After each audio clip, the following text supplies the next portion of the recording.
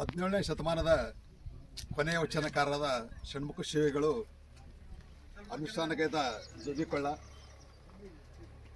ತಾಲೂಕಿನ ಕೋಕುಳ ಗ್ರಾಮದ ಒಂದು ಭೀಮಾ ತೀರದ ದಂಡೆಯಲ್ಲಿದೆ. ಈ ಒಂದು ತಪೋವನ ಜಾಗದಲ್ಲಿ ಪ್ರತಿದಿನ ಗೋಮಾತೆಯ ಬಾಯಲ್ಲಿ ಗಂಗೆ ಹರಿತಾಳೆ. ಅನೇಕ ಶರಣರು ಆಗೋಗಿದ್ದಾರೆ. ಇವತ್ತು ಬಸವಣ್ಣವರು ಕ್ಷೇತ್ರ ಇದಾಗೆ ಇದು ಕೂಡ ಒಂದು ಪವಿತ್ರವಾದ ಕ್ಷೇತ್ರ ಇದೆ. ಭೀಮಾ ನದಿ ದಡದಲ್ಲಿ ಈ ಒಂದು ಕ್ಷೇತ್ರ ಎಂದೋ ಅಭಿವೃದ್ಧಿ ಆಗಬೇಕಾಗಿತ್ತು. ಇವತ್ತಿನವರೆಗೂ ಆಳಬಿದ್ದ ಕೊಂಪೆ ಅಂತಿದೆ.